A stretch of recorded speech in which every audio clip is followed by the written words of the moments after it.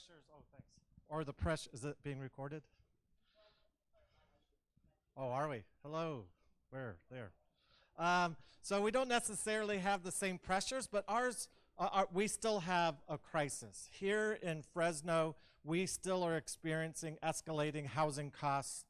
We're seeing the cost to build new housing is 90% of the cost to build in San Francisco or LA, and yet our rents are 1/3 the level of LA or San Francisco. So as we build new housing, it's not meeting the needs of our community. On top of that, we know that we need 40,000 affordable housing units here in Fresno County. We know that our very low-income families and our extremely low-income families, on average, are paying 73% of their income towards shelter. 73% of their income towards shelter. That means that they're not able to pay for health and transportation or school and supplies for their kids. They're making very difficult choices. And we know that the pressure that happens because of our real estate market is leading to an increase in homelessness. And in this community, we did a great job from 2011 to 2017 in reducing homelessness. We're seeing an uptick because of the real estate pressures. With the investment that's happening, there is still more homeless that are finding their way out on our streets, unfortunately. These are the things that I know Treasurer Ma is going to be addressing. She's going to be looking at the escalating cost of housing, the cost per unit of housing. How do we get more people involved in the production of housing, including developers of color and those who have been left out of the development side of things. It's about involving community members in that process, and it's about really being creative and innovative. That's why it's exciting for us to have Treasurer Ma here to hear our ideas about unique to Fresno and to the Valley, and then for her to come back with some really great solutions. Really excited about that. So this is Legacy Commons. This is a low-income housing tax credit development. We developed it in partnership with the HA guys, Jim Hendricks, Joe Williams, and Jim Aldridge. Also, Tom Richards was part of it, but it is now fully owned by the Housing Authority through that limited partnership. So we're really excited that you're here at our development. With that, I'm going to turn it over to, I was going to say Dr. Arambula, Assembly Member Arambula, my friend, to make an introduction.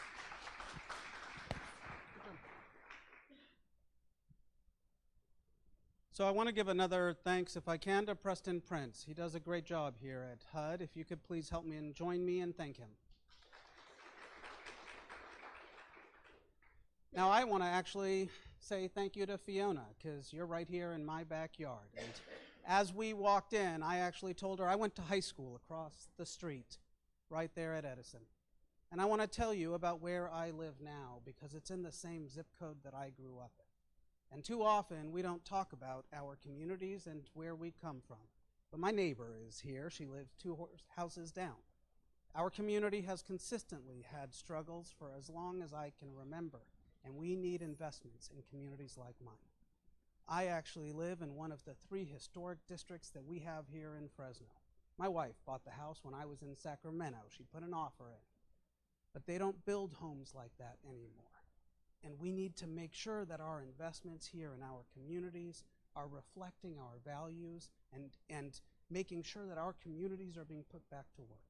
So if I can, I just want to say a few words of thanks, because it's nice, actually, to have someone like the state treasurer come here. I'm glad that you're coming to our state, to our part of the state. So often, we get ignored.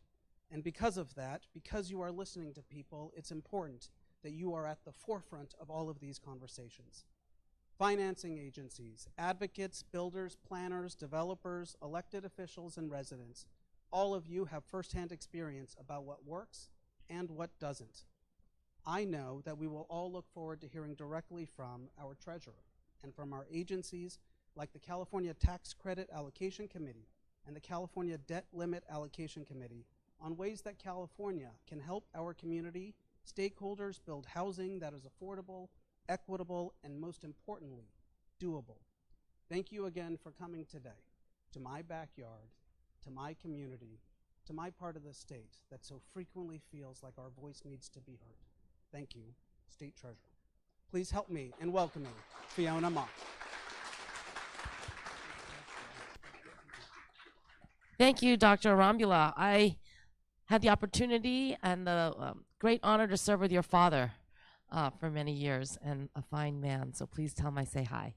Thank you all for coming out, and like Preston said, this is our second time back here in Fresno, and I have to tell you, I think it's not necessarily a coincidence, Preston, but Jovan also went to Edison. So, you know, he has fond memories here as well. And I want to thank Preston for his introduction and remarks, because you have obviously read our PowerPoints and you have memorized it. And so I don't have to say much about that. But I do want to just thank you. Thank you. Well, Jovan will say it like more eloquently than me. But we, as we all know, we are facing a housing crisis. Governor Gavin Newsom wants to build 3.5 million new homes by 2025. And that equates to about 500,000 new homes. For those of you who are developers, you probably are like, I think on average we've been doing about 80,000 each year because of a number of reasons. And I have to say, this is our 9th city. We go to San Jose right after this for our last of our 10 cities, that we are all in this together. It is not the fault of one person, one agency, one, factor, but we collectively have to figure out how we are going to get through this and how we are going to build more efficiently, effectively, and more importantly, like looking to, since the 9% tax credit is a 55-year program, what are we going to look like as a community in 55 years? We haven't done real reg reform in, the last 20 years? So it is time that we really take a holistic approach to where the housing needs are, what the community needs are. As we are living, some of us till 95 years old, where we as seniors want to be able to retire in dignity and respect. All of those are coming to our mind as we go out into the community and talk to all of you. So today is, two things. We came out for a general housing tour back in January. Today is really the start of our reg reform process. Nothing is in writing at this moment. This is just a conversation starter for all of you to think about and let us know, great idea, bad idea. Maybe this is, workable. But after our 10-city tour, we are going to assemble all of the public comments as well as the written comments, try to put something in writing. We will invite those of you who want to sit with us and help us be on the technical advisory committee before we go public for the public comment period. And anything we do is not going to affect today. So for all of you builders, keep going. We're not going to change the rules. Jovan will probably talk a little bit about next steps later on, but we envision when we do create or reform the regs, it'll be probably maybe 2021 prospectively. Okay, so we do not want to stop the housing production that you all are working on. Continue to work on it. We will make tweaks as we see fit and that we can do easily under TCAC and CDLAC. But again, we want to hear from you. Today, I'm here because I want to hear from the public what it is, some of the pressing issues that you feel we need to address. And then, of course, please submit, more detailed written comments to us for us to consider when we are looking at our regs. I also want to thank Greg and Artie for coming out with us and live streaming here today. I want to thank Tracy, our student assistant at the front desk, and also Seth Dalton, my outreach director, who has worked with me on the State Board of Equalization doing my ag and rural outreach, and now also does cannabis. So again, thank you all for coming, and we look forward to a productive conversation this morning. Oh, he doesn't do cannabis. He does cannabis issues.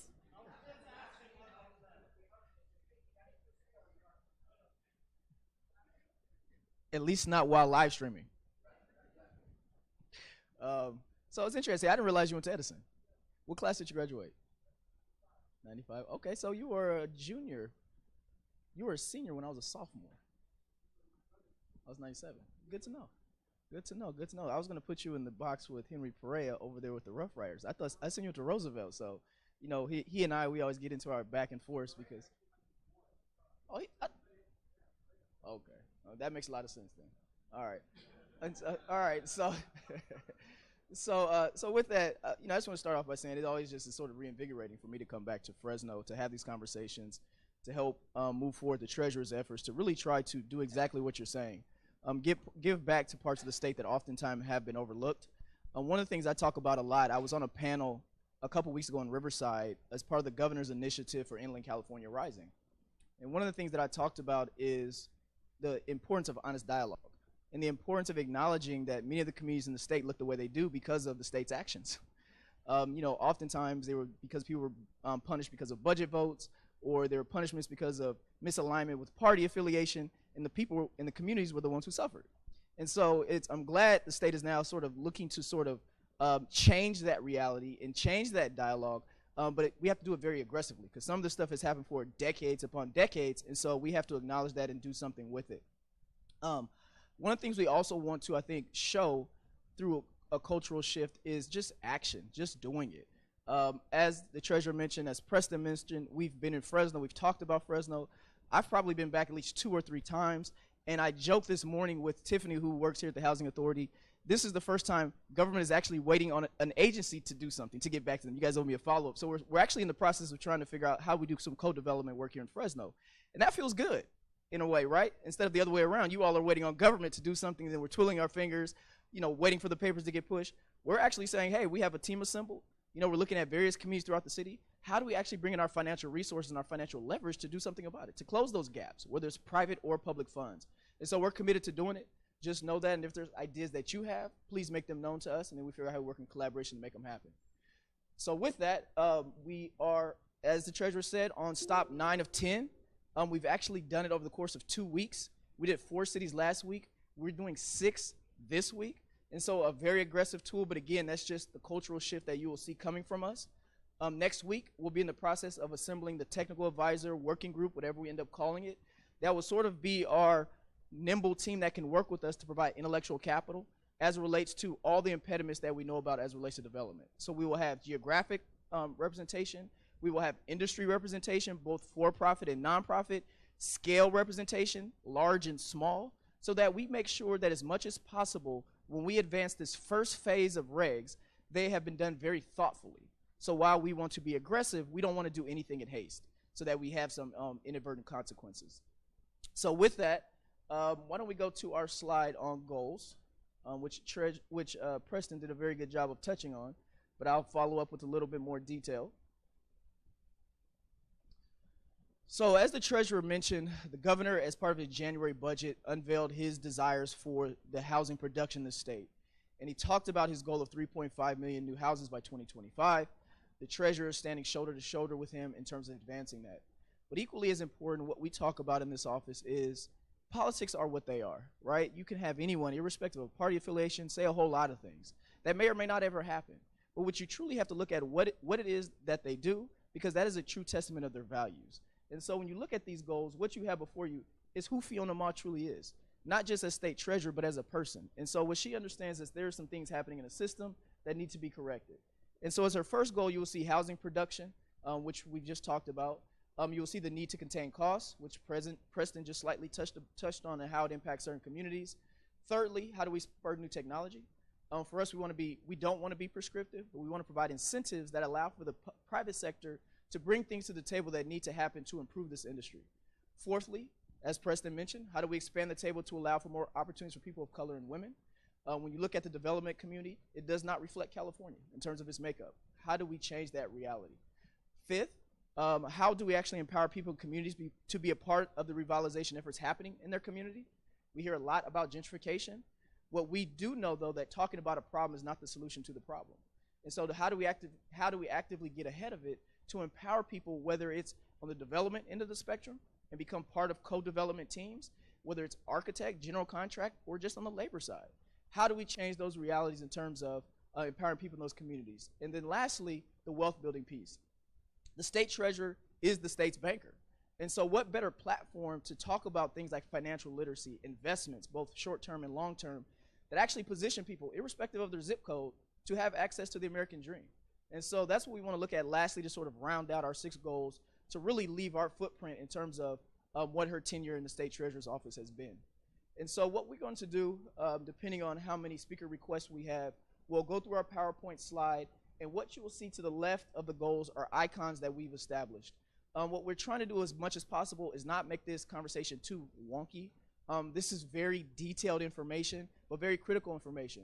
So we're going to try to present it in a way that helps you understand what is actually being proposed to happen or being considered, but then do it in a way that makes it understandable. And so the icons represent that. So what you'll see as we go through the PowerPoint are icons above each of the suggestions. They'll be highlighted or they'll be grayed out. Essentially what that means is they hit 1 or 6 of our goals by that proposal.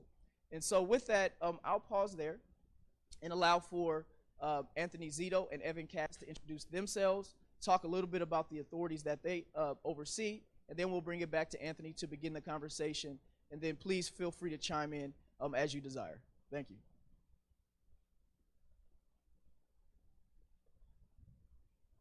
Good morning, everyone. For those of you who don't know me, I'm Anthony Zito. I am the Deputy Director at TCAC. And at TCAC, TCAC administers the Low-Income Housing Tax Credit Program for the state of California. That's both federal and state credits.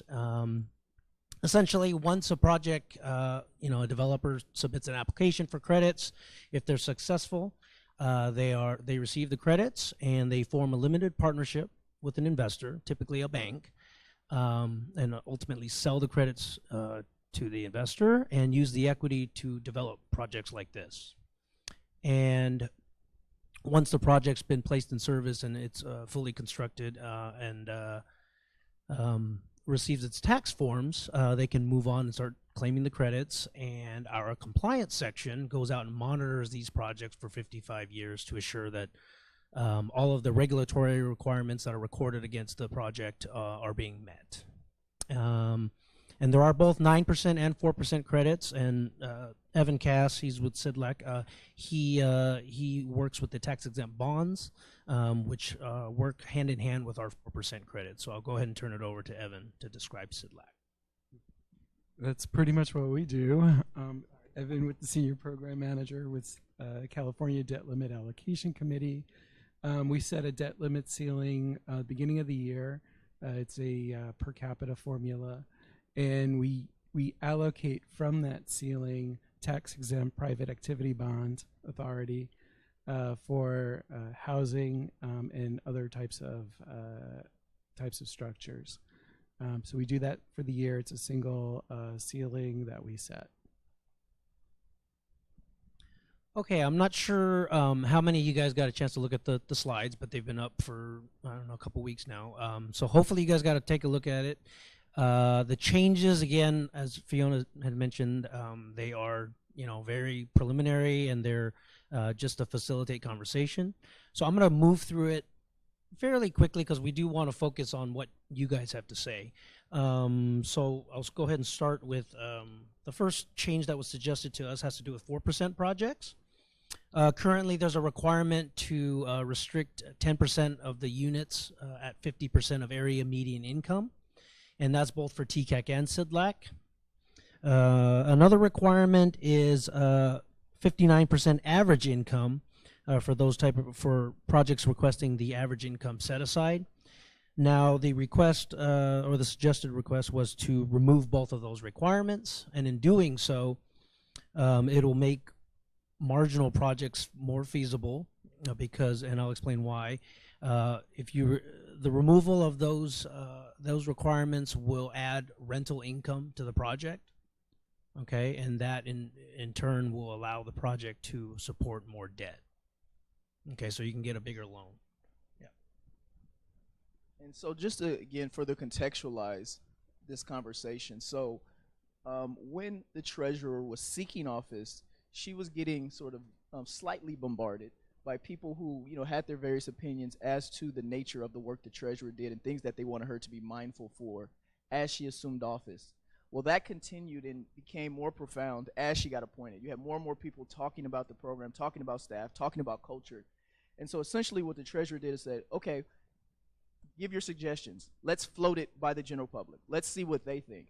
And so the suggestions that made it to the PowerPoint were actually ones where we saw a lot of repetition. And so there were about 25 or 30 people who are what we call our frequent flyers, people we hear from on a very regular basis as relates to our office. And so what we did was sort of overlaid those to see how much repetitiveness they were. And those that had a lot of repetition ended up in the PowerPoint for discussion.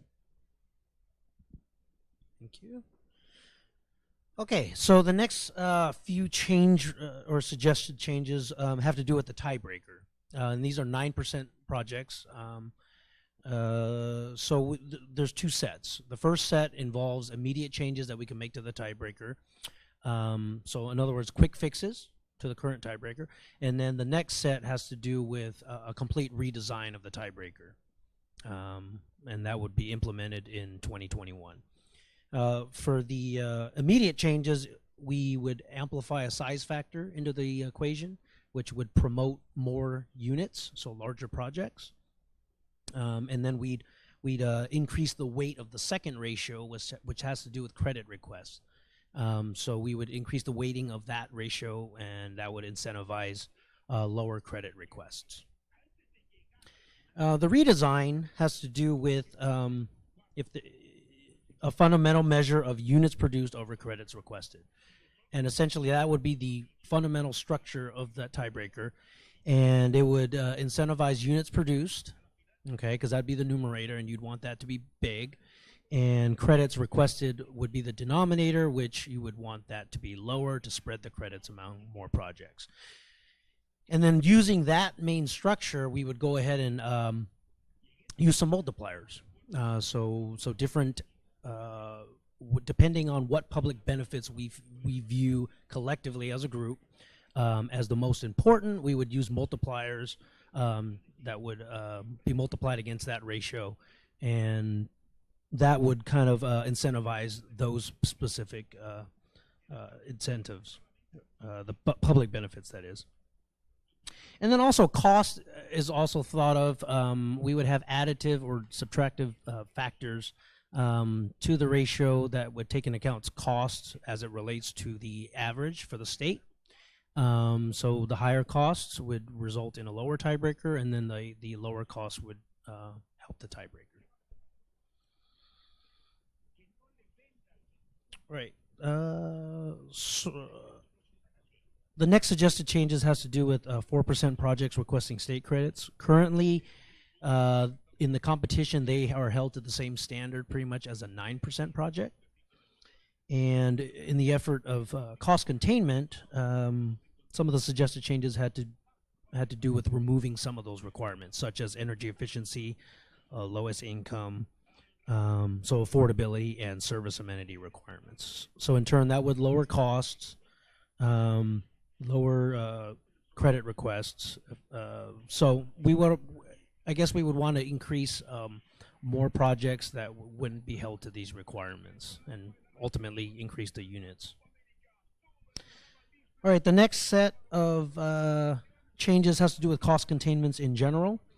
High land costs obviously is a big issue with projects. So in our site amenities category, we have different proximity to specific amenities such as hospitals, schools, etc. One of the suggested changes was to count the different schools, so such as high school, middle school. So you could count, they would be additive. You could get multiple different sets of points, and that would open up the different, more sites to get full points, essentially. And then under the sustainable building methods category, which is sustainability, which focuses on energy efficiency, you would be able to receive full points in that category just by implementing water efficiency measures. So, energy efficiencies does add cost to the projects. So by allowing a project to gain those points through water efficiency, you would not be held to the higher standards of energy efficiency. And then the last change that was suggested to us regarding cost containment has to do with ADA mobility features. Currently, for senior projects, the requirement is 50%, and then for rehab projects, it's 10%. And the suggested change was to reduce those down to 10% and 5% respectively, because the ADA does add cost to those type of projects. So that was the suggested change there. And then the next bunch of changes has to do with exclusions relating to eligible bases. On the 9% side, we allow for a maximum of 1.4 million to be included in basis. And the suggested change was to just go ahead and take out that limit and allow for whatever the developer fee is, limit in cost to be carried over into basis. And that would ultimately increase basis, increase credits to make some of the projects work. Same thing with parking costs. There was a limitation previously, and the suggested change was to take off that limitation, allow for more bases.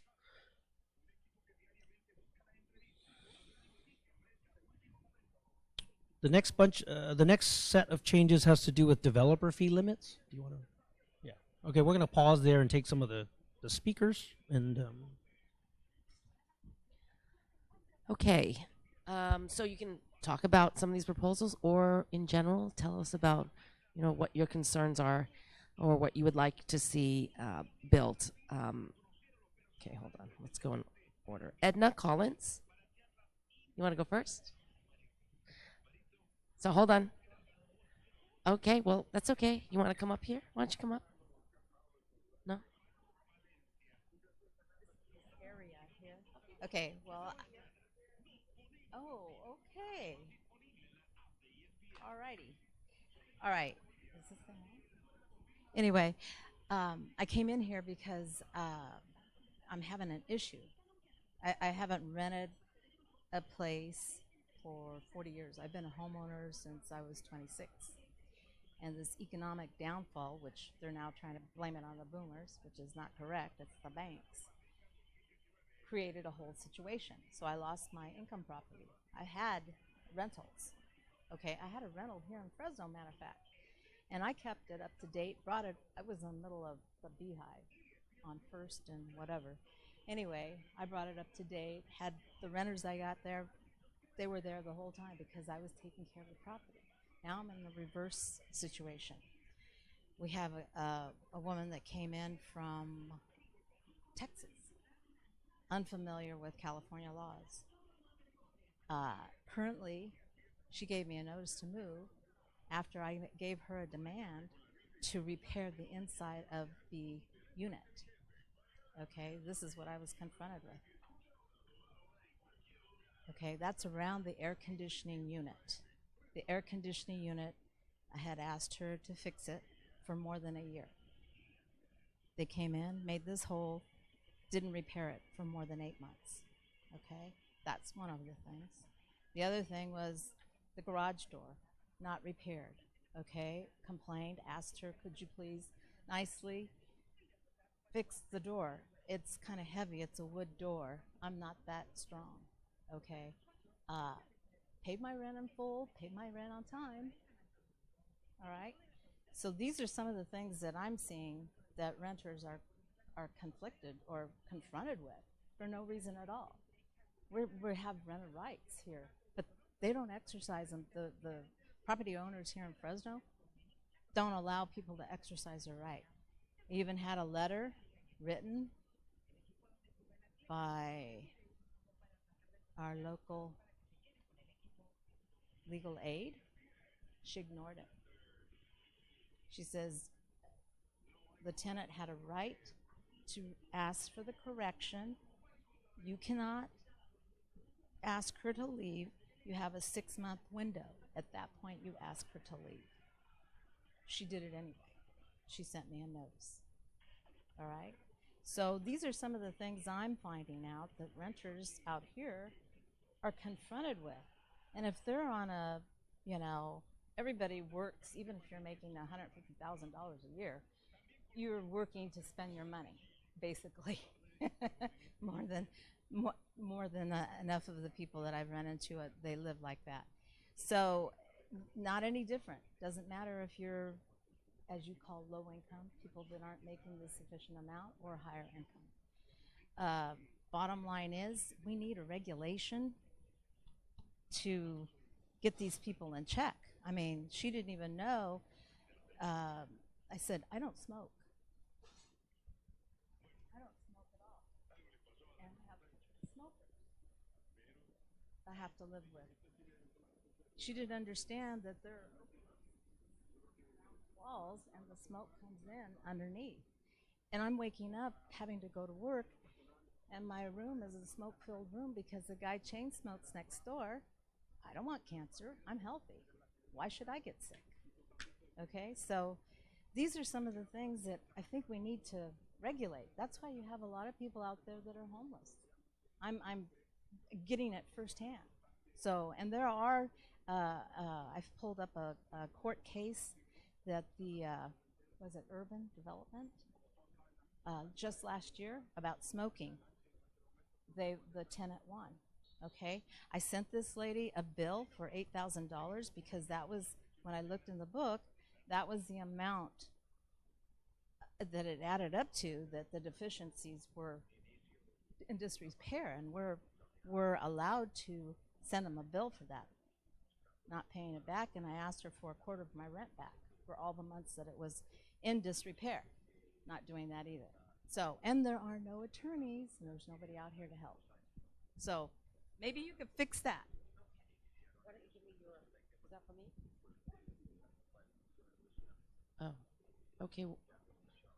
Okay, or leave me what you'd like me to look at. Okay, good. Okay, thank you, Edna. There any lawyers or? Oh. Okay, good. Perfect, thank you. Vidal Medina.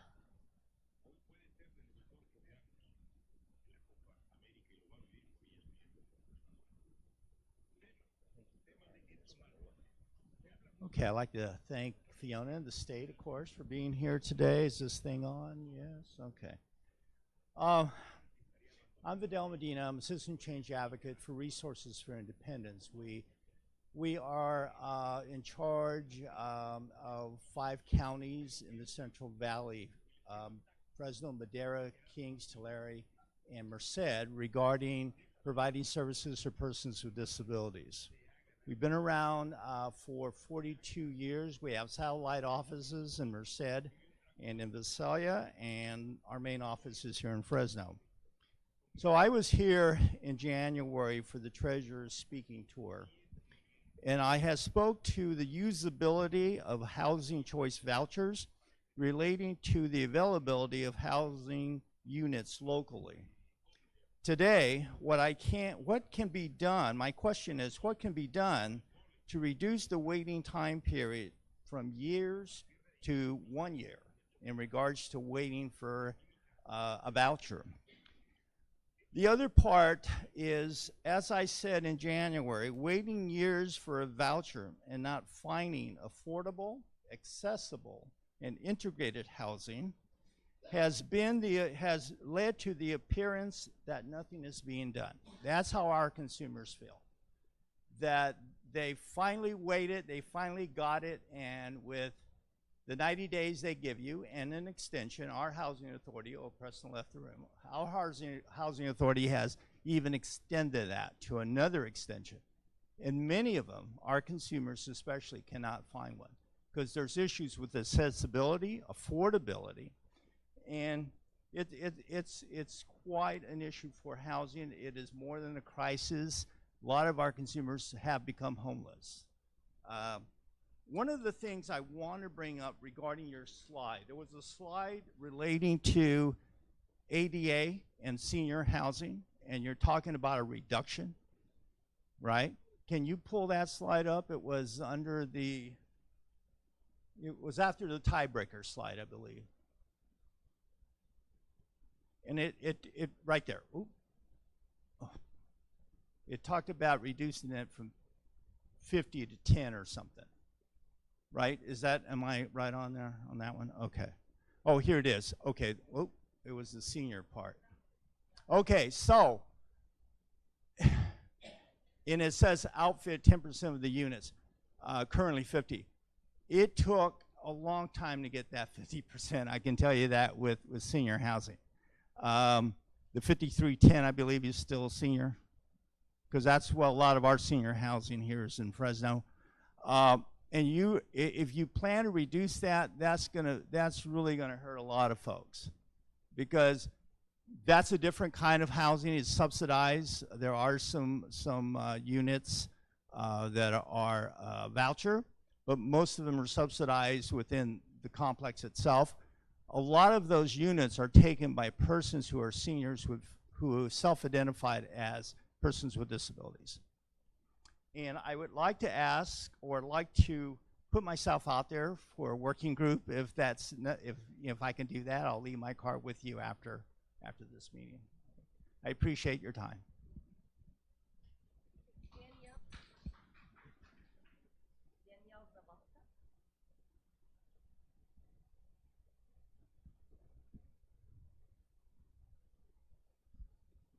Hello.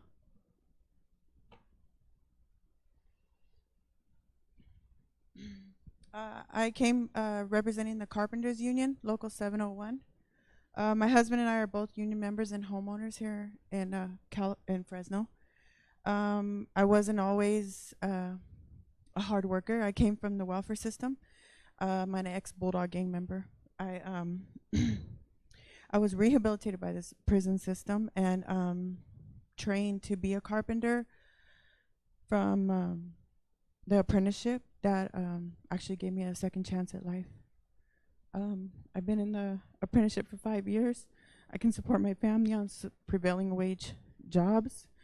As a teen mom, there was no affordable housing available to me because the waiting lists were so long. I lived with other people, got me into a lot of trouble. And now, because I can afford with livable wages to support my family, I give back to my community. I go back into the homeless parts of our town with my ministry. We take a handout and or put a handout and pull up who we can to give jobs to just encourage and bring out of where we came from. I just want to let you know now we can pay taxes and give back to the community in that way. But the tax breaks that you give for women and minorities to allow us a second chance and felons to get into the workforce and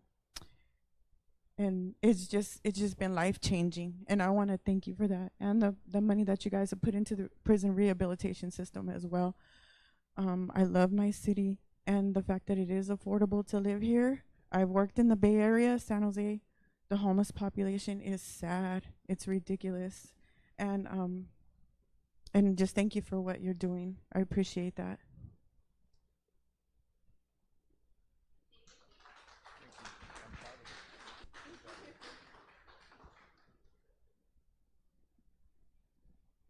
Before you leave today, can you make sure I get your information?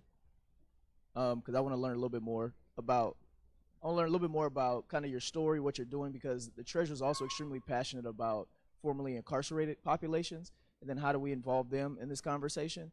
And so as we're working with the Fresno Housing Authority and other site owners throughout the city, we would love to have you part of the conversation. All right, thank you. Good morning, Treasurer. Good morning, Deputy Treasurer. Good morning, staff. My name is Dave Rivas. I'm a Carpenters Union member rep. I am proud to say that I'm here representing 2,500 Carpenter members in the Fresno, Tulare, Kings County, and Madero counties who make a great living doing what we do, giving back to our community. It's an awesome thing. We get to contribute to a lot of projects that we're proud to take our children by. As well as being able to build affordable housing projects like that, we also put a lot of boots on the ground. We spend countless hours, day in, day out, pushing, helping bond measures, helping to do incentives, helping raise billions of dollars for affordable housing. As well with that, we also believe that when we have these tax requirements, that a prevailing wage trigger should be in place. We shouldn't incentivize contractors, developers that pay wages that cause them to turn around and move into the facilities that are low income. That is funding perpetual poverty. That is putting a Band-Aid on cancer and saying it will go away. So we believe in prevailing wage. We believe in what we believe in is that we have pathways to apprenticeships, pre-apprenticeships, to things that give them a way to sustain and give back to the community, such as what Daniela just said. To have a way to say, okay, I might have messed up, but let's make sure that we have a direct avenue for them to get out and make a good living on themselves. Housing contractors should desperately need more skilled workers. Skilled workers won't be materialized by themselves. Skilled workers and supervisors need to be developed, okay? No program should compare to the joint apprenticeships that we have.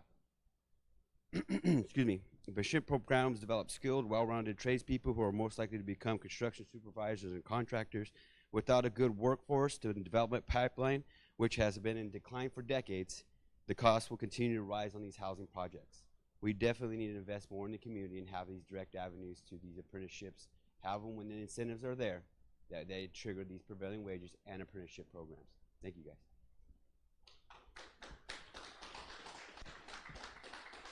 Thank you.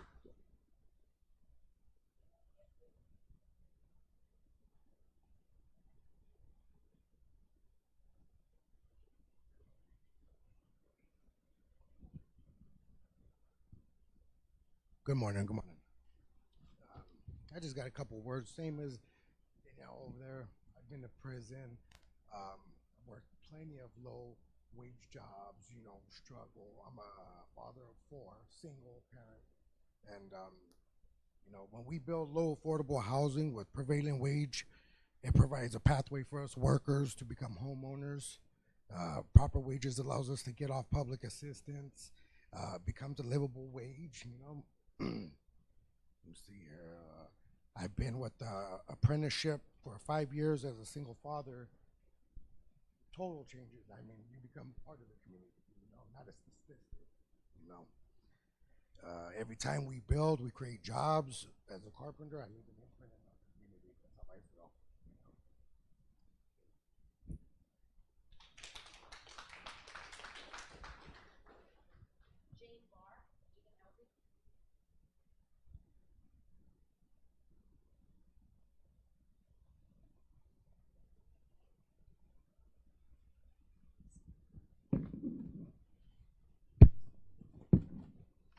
Jane Barr with Eden Housing, and I work in the Monterey Bay area in areas like King City, Gonzales, Greenfield, Soledad, Salinas, Pajaro, Watsonville, and we have a large egg center in the Central Coast. We appreciate the state's efforts to address the critical housing situation that affects all of our communities. We ask that you please focus on 4% credits and make a few changes to the 9% program and leave that largely unchanged. As an affordable housing developer, we're doing everything we can to contain costs, which we're having to deal with just as is the larger real estate industry. We can do little to solve the issue of the lack of labor. What we can do and are doing is value engineer our projects, build smaller units, reduce parking to increase density, and an array of other cost containment measures. We do so to meet the high regulatory burdens associated with both local, state, and federal programs. We are committed to develop housing in high-need areas and where homelessness is acute. I sit on I chair the Coalition of Homeless Service Providers Committee for Monterey County, and I also on the Housing Task Force with Monterey Bay Economic Partnership, and so I get to see those issues on a daily basis. We also ask that you be mindful of state HCD requirements and how they will mesh with proposed changes. We appreciate your invitation to sit on a technical advisory committee, and Eden would very much like to participate to keep an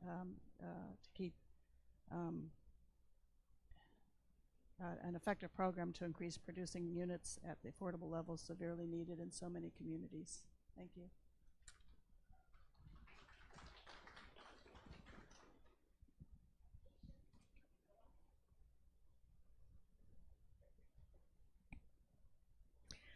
Thank you very much.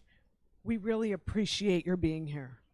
We are the poorest area in the state. Now everybody claims that, right? And people still talk about housing being affordable in this area, And what that means is that if you own property on the coast, it's going to be way, way, way cheaper to come here. And we've got lots of equity refugees who sell their properties on the coast and come to the Central Valley. But if you're poor here, you are really poor.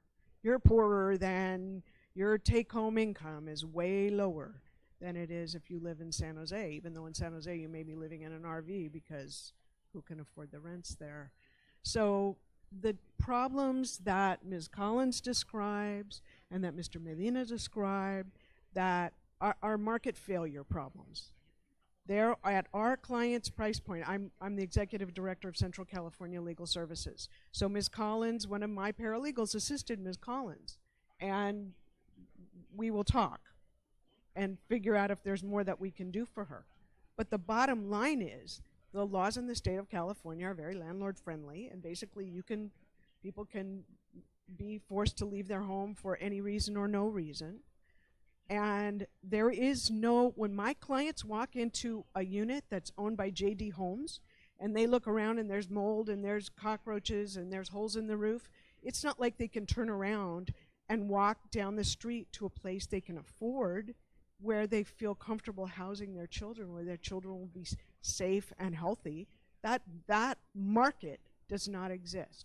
So I'm alarmed, I have to say, when I see that tax credit projects we're going to eliminate or reduce significantly the already inadequate limits on the affordability, the income, what did you call them? The income targeting, lowest income targeting. Wow, that is so essential here. So I understand the challenges, if you're trying to build, and we want our brothers and sisters in the unions to be making a good wage that's only fair. And so I don't know where the answer is. Certainly developers want to put a little more, they want to pad their bottom line a little bit more. And I don't blame them. They're private developers, are in it to make a profit. I get that. Where I guess my request is you actually have the 40,000 foot view. And that means you're trying to incentivize the private market. You're trying to make sure people are housed at all levels. And it's just please, please, please do not forget my clients. Please plan for them. If you're going to do these changes in the LIHTC credits, okay, fine. But like who picks up the slack? And how does that actually happen? So that's my request. Thank you again for being here.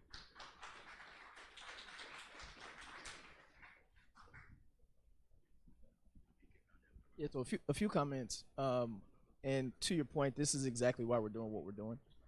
Because, as we said, we've had frequent flyers who've come to our office with various suggestions. That doesn't mean that their suggestions are representative of the industry, right? They just happen to be people who may have just a more robust advocacy team, right? But nonetheless, we wanted to have this dialogue for this exact reason. With that being said, we do have the 40,000 foot view, right? We have the bird's eye view. But I think the approach, at least we tried to allude to, is it's not business as usual, right? The fact that, we've been here in terms of a team at least twice. I've been here as a follow-up at least 3 or 4 more times just as an individual to sit down and say, hey, how do we make this happen, right? Because we don't have forever to sit in these seats. And we don't have forever to assume that the political will be what it is. We live in a very unique time where the governor, the treasurer, some local electeds are saying, we need to get this done. Okay, well then let's get it done. Not from a talking standpoint, but from a doing standpoint. So again, we're looking at sites. We're looking at how do we incentivize good behavior through permitting and entitlement. We're looking at how do we not just have goals, but how do we actually assemble a team that look like the goals? And then put some shovels in the ground, period. And so that's really what we're trying to do. And so again, I don't know how we can emphasize this enough.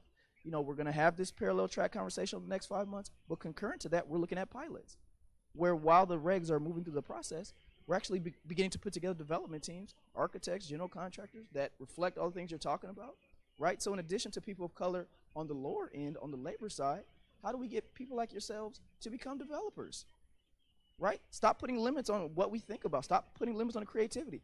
Why can't someone like yourself be a developer? And then provide opportunities for someone like yourself on your own project. That's what our communities need to start seeing more of as they walk around the streets of West Sacramento. to believe that they can see someone who looks like you, not just becoming a bulldog, right? Or not just becoming a rapper or an athlete, but can become a developer, right? And so those are the type of conversations we're hoping to incentivize, but it doesn't come solely through regs. It comes through cultural shifts by actually moving the needle forward by the power that you have afforded to you. And so those are the type of things that we're going to be doing. Those are the type of things we've done. There's at least 7 jurisdictions that since our January conversation has gotten back to us in terms of some of their site inventory, some of where their weaknesses are or developer impediments. And we've begun to have robust conversations with financial institutions, developers, private sector investment, individual philanthropic funds to say business as usual cannot happen anymore. And if it means that our office has to go to each one of those offices individually and assemble a team, whether or not they ever come together in one room, that's what we'll have to do to change the realities that we see here today. And so just know that ultimately our goal is to hold as many people as harmless as possible, but we also have to acknowledge it's a crisis. And one of the things that we've talked about is what Jerry Brown did about 10 years ago. It didn't feel good then. It didn't sound good when he said it, when we were enjoying a $22 billion deficit. He said we have to focus. He said we have to have priorities. And guess what? Look at where we're at today. We have a $28 billion surplus because of his focus, because of his leadership. He understood we couldn't do everything out of the gate. What he said was we have to prioritize. We have to meet our immediate needs first, and then from there, as we make progress, we'll start hitting the next needs. No different than what you all have to do in your household budgets. So we have to take that approach. We're asking that you're patient with us. We ask that if we say no today, it doesn't mean no forever. It means that maybe next year we'll get to it. But if we try to do everything at once, we'll continue to talk about this housing crisis for another 10 or 20 years. And these communities will continue to look the way they look. So that's all we're asking. We want to work in partnership with you. This woman is amazing. She pushes me to do more than I think I could ever do. And so that's saying a lot. And we have an amazing team. And so the other thing we're saying is that really this is about 55 people. We don't have a huge staff like some of the other state agencies.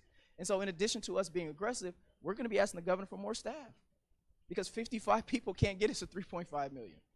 It gets us to the 80,000 that we're at now, which produces about a quarter of that. So if we're going to quadruple, then we should be looking at how do we expand staff. And so just things for you all to think about, because it's important for us to be in your shoes and then for you all to understand our shoes as we work collectively to meet our collective goals. So with that, we'll continue the other comments we have and continue the dialogue. So I also want to recognize my good friend, Assessor Paul Dictos, CPA, has joined us. And also my good friend.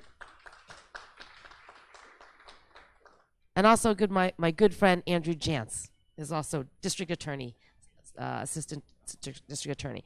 Okay, so before we continue, I just want to let you all know that the governor did sign the budget yesterday, and it is really an amazing, responsible budget that is really trying to take care of those that most need in our community. So I'm really, really impressed and happy with the budget. There is trailer bill language that we expect to be passed within the weeks or so that would allocate $500 million for the 4% state housing tax credits, $650 million for homelessness, $500 million to finance mixed income units. Hold on, I hit my thing.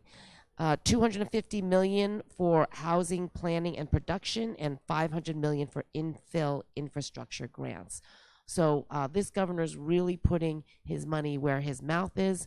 He understands and is setting that 3.5 million goal, but he is also putting the money in. So there is going to be a lot of jobs coming up. So these apprenticeship programs are going to be so important. This spring, I issued 9 bonds worth about $6.8 billion. Some of it was for refunding higher interest bonds, but a lot of it is for new construction. All the initiatives that we pass for school construction, water bonds, infrastructure, now is going to get funded. So there's going to be more and more jobs, and that's going to put a lot of pressure. It's going to create jobs, but it's going to put pressure on all the projects, right, that we want to see built, including housing. So we all need to get to work, and I appreciate everyone coming out. And as we're all talking about the supply, right, you can't, people need a place to move. If if they're transitioning, if they're not in a place. And you talked about bad actors. We want to know who these bad actors are. If these projects are funded by our agency, we are going to start cracking down on them, and we're not going to continue to reward or incentivize the bad actors to come back if they're not taking care of their properties and their tenants. So please let us know.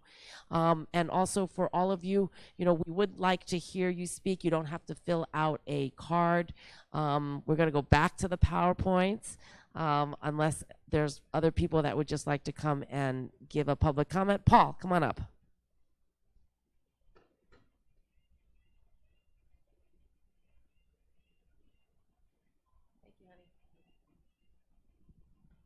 Madam Treasurer, I want to tip my hat off to you. You come down here where the rubber meets the road. You are the first treasurer that I have seen come to Fresno so many times. And your heart is in helping the people. And I wish you more luck. Thank you very much for coming again. All right. Okay. So the next thing we're going to go into is really kind of just talking about the. Okay.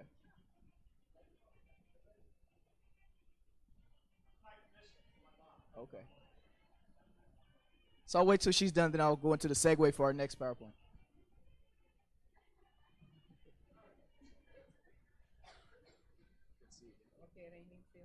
I think he was trying to make sure I don't fill out my question. Nevertheless, I'm Sharon Williams. I am born and raised in West. I know I met you before. Also a commissioner, newly appointed on the city side. My question is more than one. For the people hired, for the what do you call them, developers that awarded these contracts to come into communities, I need to know how much scrutiny is done as far as them supplying the services to the people in the community that they're coming into. For instance, to build a unit, something like this, are they being mindful of the need and the services to the people in which they're going to build these units for? Thing that for this one and down the street, is there a law that they don't put carpet in? If you live downstairs and people walking over your head sound like an elephant and you got a disability, that's disturbing. That's disturbing. City doesn't have a ordinance for speed bumps in this community. That's a no-no. But over here, they're building without them. So the things that we want as residents for 93706 or anywhere else, we want our units, when you come in this area, to be just as fine as they are over across town or in Clovis or anywhere else. I don't want to have to move to Clovis to get a better living. I refuse. I don't want to follow the money. I want the money to be used and allocated in places that it needs to be. We shouldn't have to be moving all over town to have a better education or better way of living or anything like that. The other issue that I have is, I don't know if you have anything to do with what HUD does, but lately, even in this residency, and my daughter down the street who doesn't live in Housing Authority, but she lives in a HUD unit, they come in and they say these are low-income apartments. But if you keep living in them, the rent jumps you out of your apartment. It displaces low-income people because they keep jumping. My daughter just had a $40 rent jump in a HUD subsidized housing. They're moving people out of low income, and they're going to be the next homeless. And they're working, or they're going to school. These jumps are unrealistic when the income of the resident doesn't change. I'm retired now. I'm 67. So if I get a $10, and that's government, if I get a $20 raise in SSA, my rent can be jumped $30. It just ate up to 10 plus 20. So now I have a hardship. So if HUD or anywhere else says this is low income, then it needs to stay low income. And it needs to be considerate of the residents in which you're serving. These rent jumps is jumping people straight out of here is going to jump them, and then there's not going to be anywhere for them to go. They are the next working homeless. They're the new generation of your homeless. Okay, thank you. So I'll start backwards and then work to your first comment last. So as it relates to federal participation in this conversation, what we're doing is we're looking to work more collaboratively with not just our state agencies, but how do we look at what the feds are rolling out to make it sure as much as possible we have alignment.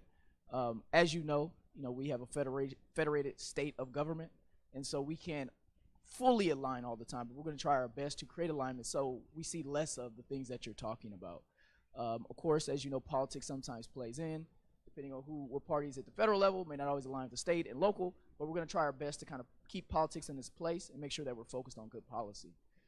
Your first comment as it relates to developer was actually very timely, because before you walked in, I was going to speak more to the developer side of it. And I don't think we could agree with you more in terms of how do we make communities have equity and parity in them, in terms of quality, in terms of opportunity. And so those are things that we're going to go to and speak to as it relates to our values. Again, that's a value now that you're talking about. And so early in our presentation, we talked about what our goals are, which are representative of our values. And so you spoke to one of them. But one of the things I heard earlier, and I want to challenge it because we have to challenge ourselves if we want to change the reality that we know, is there was a statement as relates to labor, and it talked about what we couldn't do in terms of a labor shortage. I think we have to ask ourselves, why can't we? And so we have a labor shortage, but we also have high unemployment. So then we have to ask ourselves, where's the disconnect? So what if we did things simple as, instead of the police wrangling up, and I was one of them at some point where I would ditch, hopefully that my mom's not listening, but I would ditch school from time to time. But what about instead of a truancy officer come to pick you up, they take you to an apprenticeship site and say, okay, well, if you don't want to participate in this system, you're still going to be productive to the community. Well, then now you have labor. What about partnerships with school districts?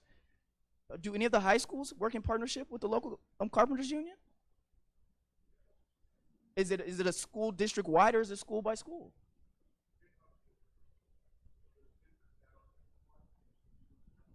Yep.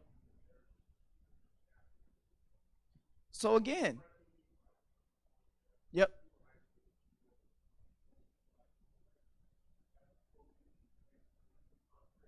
Perfect.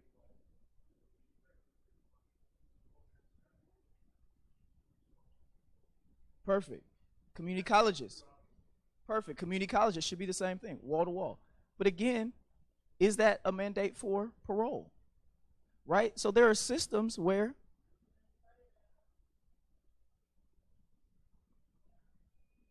yep. So let me ask you a question. Before, what high school did you go to? So did you have that opportunity to do that before you went? There's something wrong with the system like that. There's something wrong with the system that says you have to be so deeply in trouble to finally get the skills you need to be a productive citizen, to go back and actually build the community that probably, as you were gangbanging, were helping to dismantle. There's something fundamentally wrong. And to say that we can't do it, we've put an impediment on ourselves to think about how do we do it. And so that's where we're going to have to move to. We're just one agency, but it's going to take a system-wide approach to think about how did we get into this? Why do we have a labor shortage when we have unemployment rate? It'd be different if we didn't have high unemployment and we're saying there's a labor shortage. But you can, as we leave today, you're going to see a multitude of people dispersed throughout various blocks standing around during the middle of the day. That is a potential labor pool. We have to do something about that. And so before we go into our next slide, I'm going to, yep. Yep. Yes.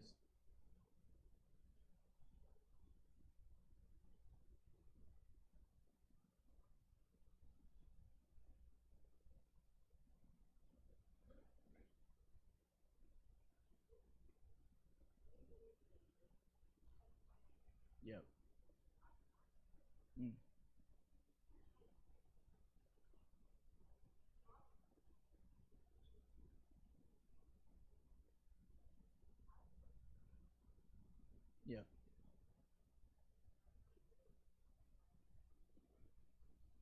Well, and I think you're.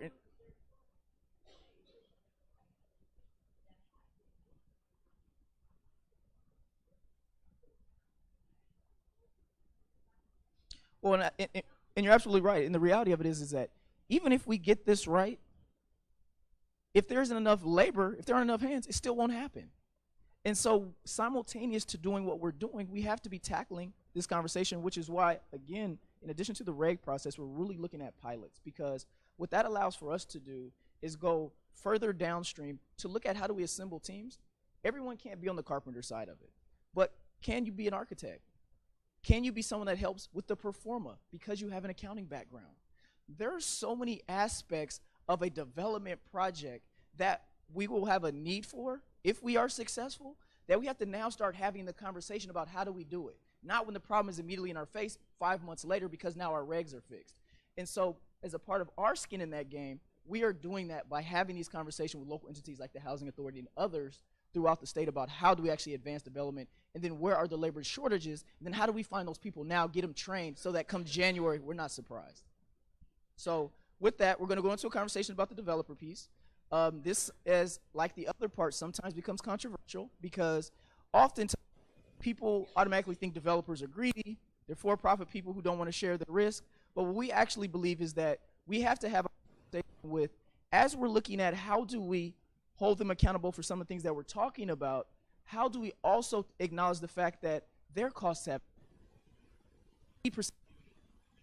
Guess what that's doing? That's disincentivizing people from wanting to be affordable housing developers. And then guess what that does? That doesn't create an opportunity for people to work. If they're not doing the work, there's nowhere to work. And so we have to acknowledge, as we're looking at prevailing wage, as we're looking at opportunities as a part of the development project, how do we ensure that the projects are there by incentivizing developers to do the work? And so that's what we're going to go into now, is a brief discussion on some of the incentives we're looking at on the developer side. And again, this is not just one developer versus the other. This is the entire developer community to create the opportunities.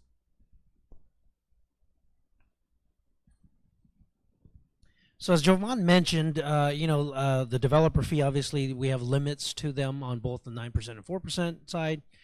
I think in 2016 might have been the last time that there was a change. So a suggested change was to add in an inflation factor. So I'm assuming it would be a gradual. So to build that in to the developer fee limit for both 9s and 4s to, again, incentivize the work that the developers do. The next change has to do with cash flow requirements at the final stages of a project. So the staff reviews the cash flow of a project in the initial application to make sure that they're having enough. There's enough cash flow both on the minimum side, and that they're not requesting too much cash where they could be supporting more debt.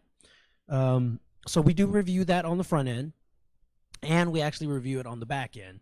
And the request for the change was to maybe not view that at the tail end during the place and service review, and the reasons have to do with things happen where loans change. And sometimes it results in excess cash flow where they don't meet that limit, and so that was one of the changes that was requested for these projects on the 9% side. And then the last change has to do with empowerment goals. So Jovan had mentioned empowerment was to collect data on empowerment goals. So currently our construction design description, you describe the projects. So this would include information on that specifically. Now, we could get into specifics, assuming we move forward with that, but that's one of the changes that was suggested to us. And that's pretty much the main changes that were outlined, but then we do have other ones that are on the list, and I didn't know if we wanted to touch. I'll turn it over. Yeah, no, we'll just stick with the highlighted changes. As we said, the PowerPoint is available online. This section here is really going to get into the nuts and bolts of a lot of the things that you've talked about, kind of the front end, kicking the tires, some of the things that you talked about, Commissioner, as well. A lot of what we hope to delve into in this section gets into those things that both of you have talked about. And so with that, why don't we go to the timeline in terms of next. Oh, we have another speaker?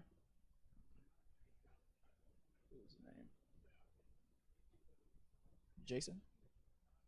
Jason? Oh, Jessica. Uh-oh. Miss Bullard. I remember you from January.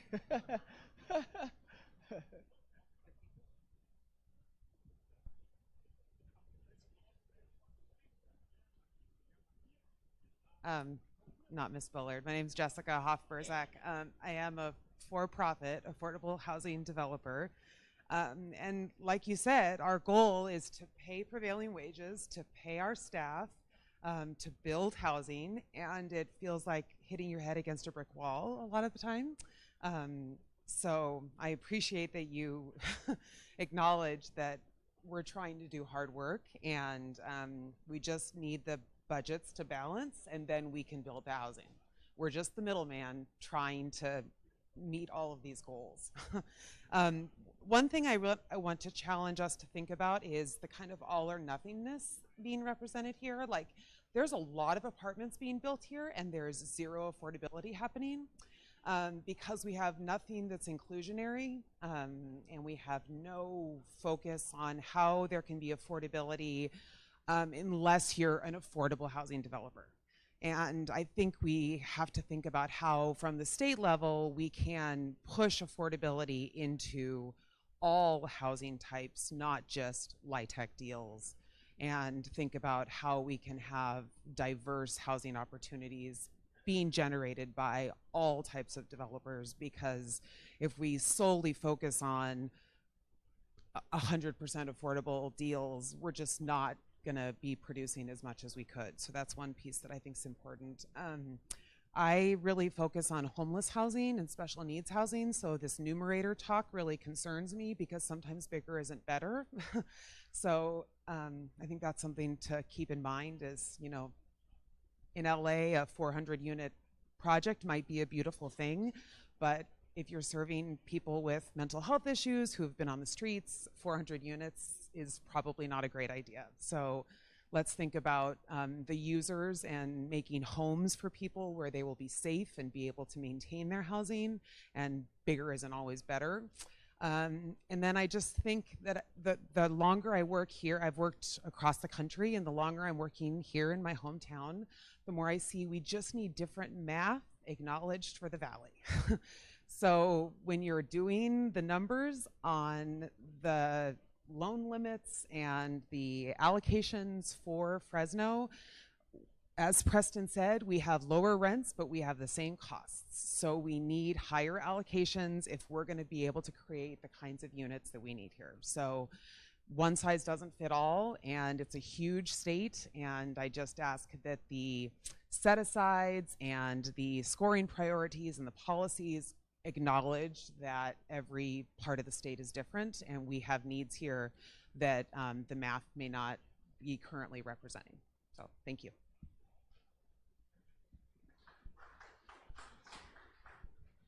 In terms of speaker cards, more. All right, so going into our next steps, again, just to give some context, what we are now embarking on is the traditional regulatory process that all of you have been a part of if you've been a part of this process in the past. And so what January and now this round represents is our attempt to really front load and, again, be thoughtful, allow as much input as possible into the process. So these two steps are new steps that we're adding to do exactly what we're doing right now. And so over the next 5 months, we're going to move into our more deliberative conversations, really where we want those to be highly solution focused. So as you come with a concern, follow that up immediately with the proposed solution that you would have to that problem, or at least direct us to a source of where, if we don't have it internally in terms of our own operation, we could go to figure out how to solve that problem. And so one of the things we're going to be doing, for those of you who may not have been here on the front end, we're going to be assembling a working group. We're going to be looking for geographical representation, because we do acknowledge that the Bay Area is very different from the Central Valley. We also understand that sometimes distressed communities within urban areas that oftentimes people forget about are very different. So LA is not homogenous. Trying to do a development project in South LA is vastly different from a penciling standpoint than Beverly Hills, right? So we also have to acknowledge that maybe looking at things from a urban versus rural standpoint may need to be redefined. Again, this is where we're talking about creativity, because doing something in South LA may look more like Fresno than it actually does other parts of LA. And so how do we address that in a way in terms of providing incentives? So those are the type of things we're going to be tackling. We hope to have the final drafts go before the TCAC and CDLAC boards in October. For TCAC, whatever the board decision is will be the final one. There will be no more steps after that. With CDLAC, the regs will have to go to the Office of Administrative Law, so there's an additional step once the board makes a decision at CDLAC. We are hoping that the deliberation at OAL is quick. Quick meaning by the soonest January of 2020 potentially. Worst case scenario, we'd be looking at a May 2020 approval date by that body. And as the treasurer said earlier, our goal is to hold projects harmless. So we will not penalize a project if it was in the pipeline or on the cusp of being done under the old regs, and now the new regs are in place, and now you're penalized and have to go back to zero. That is not our goal. So we're looking at starting any changes in January of 2021, but then also being mindful that if that doesn't work for some projects, how do we grandfather projects in? And so that will have to come through dialogue, because again, that is our goal. And so with that, I just appreciate your attentiveness. I appreciate your participation. I appreciate you working with us as we move forward, because again, we don't know everything and we're not professing to do so. So thank you for your time. I'm going to hand it back over to the treasurer to close us out.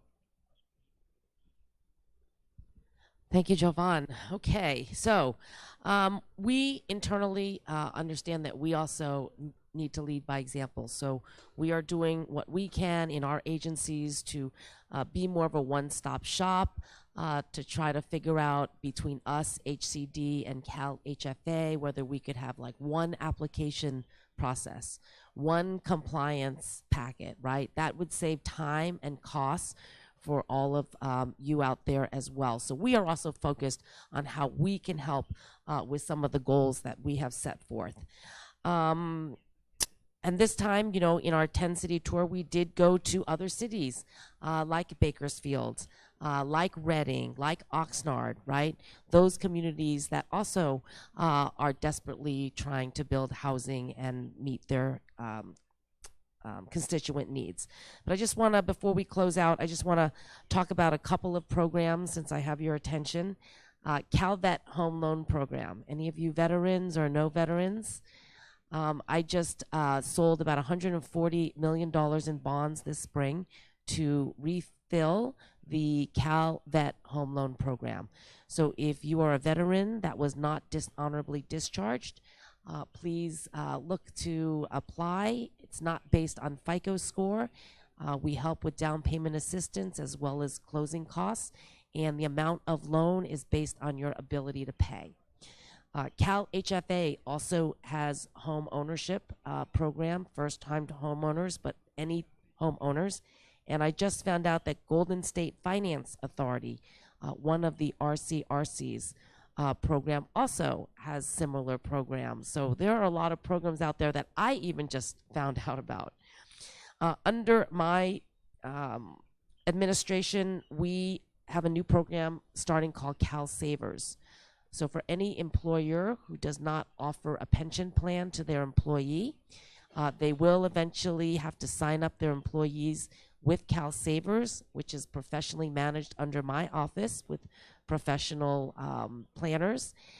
And this is similar to a Roth IRA that would follow the employee, so it is a portable plan. And so we are hoping that people will be encouraged to save for retirement, but at least be able to save for that emergency situation if that occurs. CalAble is also a new program that started this year. It allows anyone with a disability diagnosed before the age of 26 to open up a bank account in that person's own name and be able to save up to $15,000 per year. This has never happened before because those with disabilities, usually their families are told don't put anything in their names. Otherwise, they're going to potentially lose some of their other benefits. But we believe this is going to create some sort of independence and dignity for those folks. I also oversee ScholarShare 529, which is a college savings account. If you put in $160 a month for 18 years, you could save up to $62,000.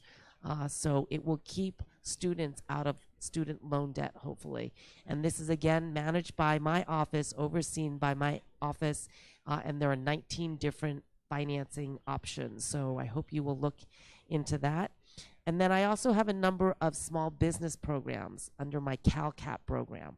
So whether you have a small business and need some operating capital, whether you want to finance electric vehicle charging stations, if you need to do seismic retrofits, ADA accessible retrofits as well, please come to my office.